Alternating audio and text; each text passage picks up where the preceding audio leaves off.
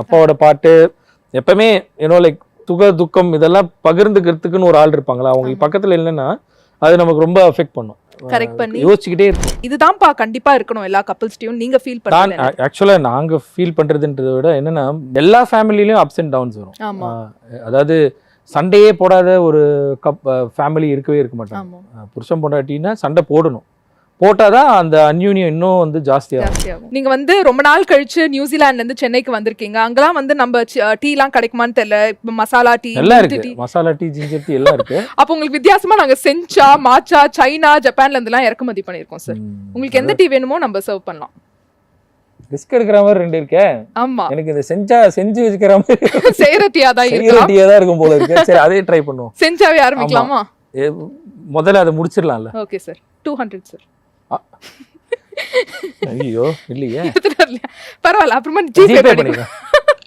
நீங்க செஞ்சா டீ உள்ள செஞ்சா டீ இருக்கும்னு நினைப்பீங்க, ஆனா டொன்டோடாயின் அது என்னது? செஞ்சா டீ உள்ள காசு பணம் துட்டு மணி மணி. ஓஹோ. சோ இதை பேஸ் பண்ணி நான் கேள்வி கேட்பேன், நீங்க டக்குன்னு பதில் சொல்லணும், இல்ல அந்த பாவக்காய் ஜூஸ் குடிக்கணும் சார். அட பாவிகளா, இதெல்லாம் சொல்லவே இல்லையே எனக்கு கூட்டிட்டு வரும்போது. ஆமா, சோ இதை பேஸ் பண்ணி நான் 2 கேள்வி கேட்பேன், ஓகேவா? சரி. சிங்கரா நீங்க வந்து பிளேபேக் சிங்கரா வாங்கின ஃபர்ஸ்ட் salary எவ்வளோ, ஆக்டரா வாங்கின ஃபர்ஸ்ட் salary எவ்வளோ, மியூசிக் டைரக்டரா வாங்கின ஃபர்ஸ்ட் salary எவ்வளோ? ஓகே. ஃபர்ஸ்ட் சிங்கரா வந்து நினைக்கிறேன் லைக் அந்த காலத்துல 1000 rupees அந்த மாதிரி இருக்கும், அவ்வளவுதான். ஓகே. என்ன பாடலுக்கு? சின்ன வயசுல நான் ஒரு 10 வயசுல இருக்கும்போது உழவன் மகன் ஒரு படம் வந்துச்சு. அப்போ நீங்கெல்லாம் பிறந்திருக்கவே மாட்டீங்க, நீங்க போன ஜென்மத்தில் இருந்திருக்கீங்களா? ஸோ அப்போ வந்து உழவன் மகன்ல வந்து செம்மறி ஆடின்னு ஒரு பாட்டு இருந்துச்சு. ஓகே. அதுல வந்து ஒரு ஆடு மேய்க்கிற மாதிரி ஒரு பையனோட குரல் வரும், அதை நான் பாடினப்போ. ஆபவனன் ஒரு படம், மனோஜ் கியானோட மியூசிக்ல. ஸோ அந்த படத்துக்கு ஐ திங்க் 500 rupees ஏதாவது கொடுத்துருப்பாங்க, சும்மா பையனுக்கு ஏதாவது கொடுக்கலான்ற மாதிரி, சும்மா ஒரு கிஃப்ட் மாதிரி கொடுத்துருக்காங்க. 500. ஓகே. என்னோட முதல் சம்பளம் வந்து பூவலம் வாசம் வந்து எனக்கு 40,000 rupees. 40,000? ஆமா. Okay, nice. நான் நடிச்சதுக்கு 40,000 கொடுத்து. ஆஹா, சூப்பர். அடுத்து மியூசிக் டைரக்டரா நீங்க வாங்கின அது வந்து பேக்கேஜா தான் பேசணும். ஸோ ஐ திங்க் அப்போ வந்து நினைக்கிறேன் ஒரு 3 lakhs அந்த மாதிரி இருக்கும். ஃபுல்லா நாமளே பாட்டெல்லாம் நாங்களே செஞ்சு எல்லாம் கொடுக்கணும் அப்பெல்லாம். அந்த மாதிரி 3 lakhs பேக்கேஜ். அது மாதிரி நீங்க பண்ண படங்கள்லயே நீங்க எதிர்பார்த்ததோட ஜாஸ்தி salary வாங்கின படம்னா எந்த படம்? அப்படிலாம் இல்லை. நான் யூஸ்வலாக வந்து பேமெண்ட் வந்து சம்டைம்ஸ் வந்து ஃப்ளெக்சிபிளாக இருப்பேன், எப்படி கொடுக்குறாங்களோ அப்படியே இருந்துவேன். சில படங்களுக்கு வந்து அவங்களுக்கு நான் வந்து சில படங்கள் வந்து அசிஸ்டன்ட் டைரக்ஷன்லாம் சேர்ந்து ஒரு படம் பண்ணியிருக்காங்க, பச்சை நிறமேன். அதுலலாம் வந்து ரொம்ப கஷ்டப்பட்டு தான் அவங்க எல்லாரும் சேர்த்து படம் பண்ணியிருக்காங்க. ஸோ அப்போ கூட வந்து சரி என்ன முடியுமோ செய்யுங்க அப்படின்னு நான். ஸோ அந்த மாதிரி தான் பண்ணியிருக்கிறேன் நான். ஏன்னா அப்பாவும் அந்த மாதிரி தான், ரொம்ப ஃப்ளெக்சிபிளாக எப்படி என்ன பேமெண்ட்னாலும் பேமெண்ட்டே கொடுக்காம ப்ரோக்ராம் விட்டு ஓடி போனவங்களாம் இருக்காங்க. அப்பாவுக்கு பரவாயில்லப்பா, அவன் கஷ்டம், அவனுக்கு என்னமோ ப்ராப்ளம், பரவாயில்ல அப்படின்னு. ஸோ அந்த மாதிரி. ஸோ பேமெண்ட் வைஸ் எனக்கு ஓகே, ஒன்றும் பிரச்சனை இல்லை. ஸோ அப்படி எக்ஸ்பெக்டேஷன்லாம் மீறி அப்படிலாம் தெரில. அப்படி ஜாஸ்தி பேமெண்ட் வாங்கின படம்னா? ஜாஸ்தி பேமெண்ட்னா நினைக்கிறேன் கடைசியாக நான் விழான்னு ஒரு படம் பண்ணேன், அதுதான் எனக்கு தெரிஞ்சு அதான் ஜாஸ்தி. இப்போ எல்லாம் பயங்கர ஜாஸ்தி வாங்குறாங்க. நான் சொல்றது ஒரு 13 வருஷம் முன்னாடி. மனசியா சரியா போச்சு, நம்பிடாதீங்க இந்த புள்ள சொல்றதெல்லாம், அதெல்லாம் ஒன்றும் இல்லை. நினைக்கிறேன் அது ஐ திங்க் அபவுட் 5 lakhs ஒன்று வாங்கினேன் அப்போ. 13 years. ஓகே. அடுத்து மாச்சாவா, பிளாக்கா, மின்ட்டா, மசாலா? மாச்சா போயிடலாமா? ஓகே, நல்ல ஒரு விஷயம் வந்திருக்கு. மாச்சா உள்ளே டொன்டடாயின் இப்படி காமிக்கணும். Oh okay. L stands for love. Love. So சொல்லுங்க சார், உங்களோட முதல் காதல்? முதல் காதல் எல்லாருக்கும் இருக்கிற மாதிரி முதல் காதல் தான் அது. ஸ்கூல் படிக்கிற காலத்துல இந்த டீச்சர் மேல அதெல்லாம் இல்ல டீச்சர்லாம் இல்ல, முதல் காதல் இருந்துச்சு. அது அங்கே அது ஸ்கூல் படிக்கிற டைம் ஐ திங்க். இல்லை ஸ்கூல் கூட இல்லை, ஐ திங்க் ஒரு 17-18 years இருக்கும்போது இருந்துச்சு. அது ஒரு 6-7 months இருந்துச்சு, அப்படியே போச்சு. ஓகே. ஆமா. ஆனா இப்ப வந்து ஒரு கப்பல் கோல்ஸா பாக்குறது உங்களையும் உங்க வைஃபையும் தான் எல்லாருமே பாக்குறாங்க இந்த சோஷியல் மீடியால. ஆஹா இவ்ளோ கியூட்டா இருக்காங்க, எவ்வளோ years together and more years to கம்ங்கும் போது ஒரு கப்பல் கோல்ஸா இருக்கீங்க.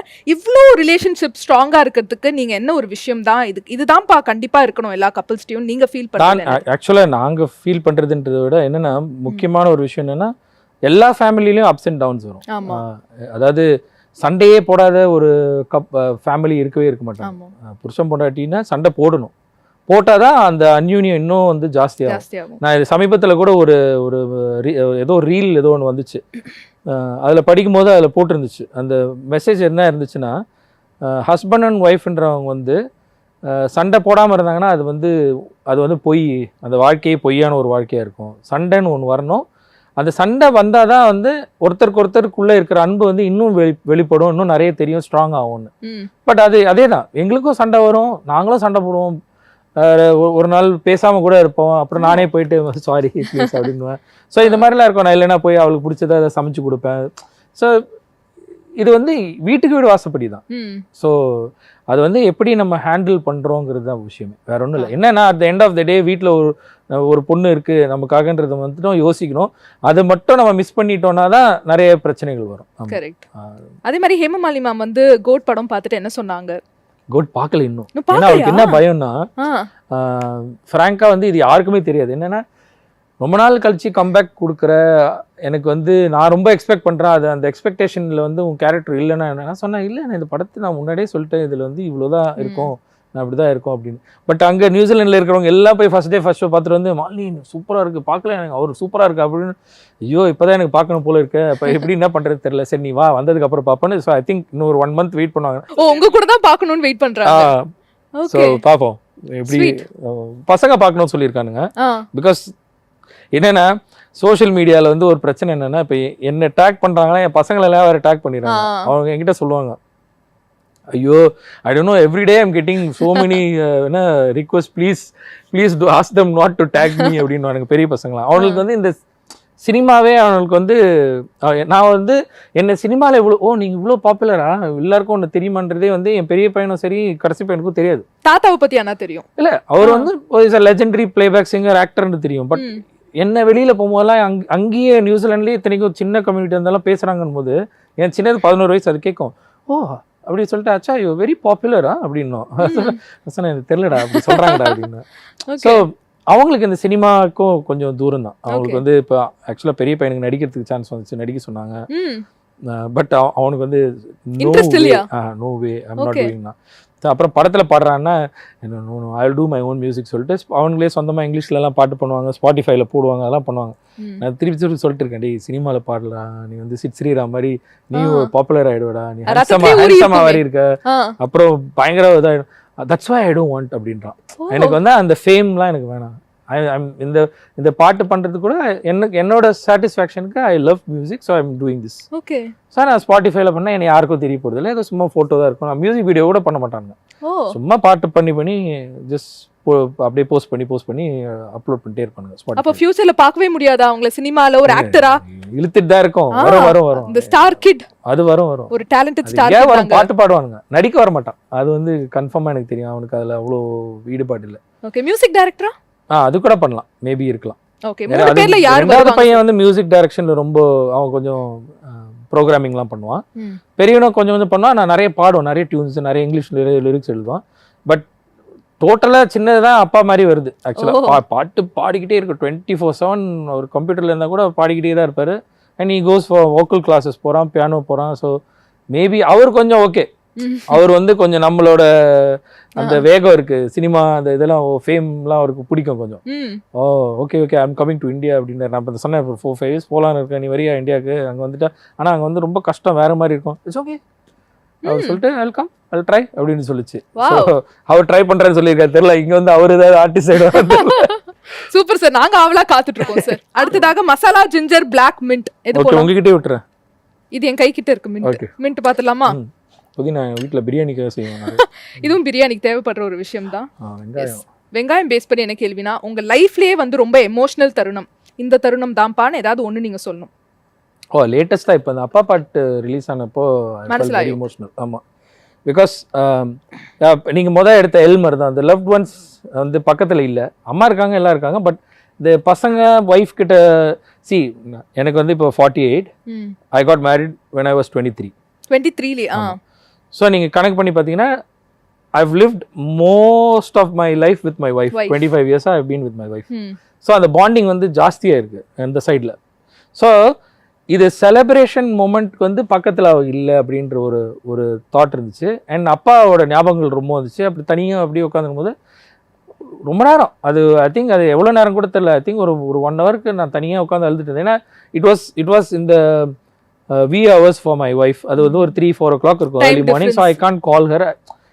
கூப்பிடலாம், பட் அந்த டைமில் டிஸ்டர்ப் பண்ண வேணாம் அப்படின்னு சரி விட்டேன்.